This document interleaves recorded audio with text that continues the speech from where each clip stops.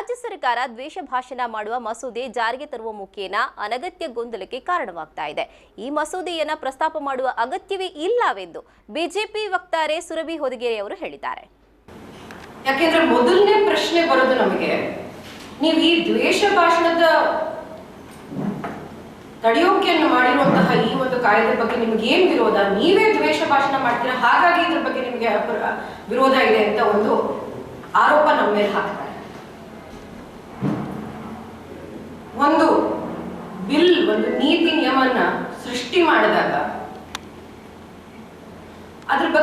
ಅದರಲ್ಲಿ ಮುಂದಾಲೋಚನೆ ಕಾಣಿಸಬೇಕು. ಯಾಕೆ ನಾನು ಇದನ್ನು ಹೇಳ್ತೀನಿ ಅಂದ್ರೆ, ದೇಶಾದ್ಯಂತ, ವಿಶ್ವಾದ್ಯಂತ ಅಭಿವ್ಯಕ್ತಿ ಸ್ವಾತಂತ್ರ್ಯಕ್ಕೆ ಯಾವುದೇ ಆದಂತಹ ಒಂದು ಗಾರ್ಡ್ ರೈಲ್ಸ್ ಹಾಕಬೇಕಾದಾಗ ಬಹಳಷ್ಟು ಯೋಚನೆ ಮಾಡಿ ಮಾಡಬೇಕಾಗಿರುವಂತಹ ಒಂದು ನೀತಿ ನಿಯಮ.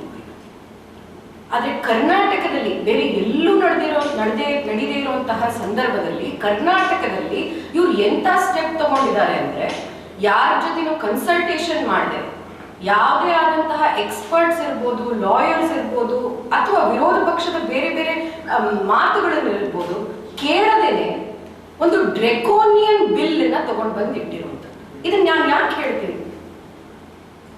ವಿಶ್ವಾದ್ಯಂತ ಮೊದಲನೇ ಬಾರಿ ದ್ವೇಷ ಭಾಷಣ ಮತ್ತು ದ್ವೇಷ ಅಪರಾಧವನ್ನ ಒಂದೇ ಅಂತ ನೋಡ್ತಾ ಇದೆ ಈ ಒಂದು ಬಿಲ್.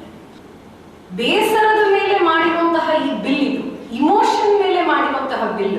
ಭಾರತೀಯ ನ್ಯಾಯ ಸಂಹಿತದಲ್ಲಿ ಇರುವಂತದ್ದು ಏನು ಅಂದ್ರೆ, ಆ ಅಪರಾಧ ಫಿಸಿಕಲ್ ಇಂಪ್ಯಾಕ್ಟ್ ಅನ್ನ ನೀವು ತೋರಿಸ್ಬೋದು, ಎನಿಮಿಟಿ ಲೀಡಿಂಗ್ ಟು ವೈಲೆನ್ಸ್ ಅನ್ನ ತೋರಿಸ್ಬೋದು ಅಂದ್ರೆ, ಪ್ರೂಫ್ ಇದ್ರೆ ನೀವು ಆ ಒಂದು ಕಾಯ್ದೆ ಕೆಳಗೆ FIR ಫೈಲ್ ಮಾಡಬಹುದು. ಇಲ್ಲಿ ನಿಮ್ಮ ಮಾತ ಮೇಲೆ ಮಾತ್ರ ಒತ್ತು ಕೊಟ್ಟು ದ್ವೇಷ ಭಾಷಣ ಡೆಫಿನಿಷನ್ ನ ಇಲ್ವಿಲ್, ಎನಿಮಿಟಿ, ಡಿಸ್ಹಾರ್ಮನಿ ಇನ್ ಸೊಸೈಟಿ ಅಂದ್ರೆ ವೇಗ್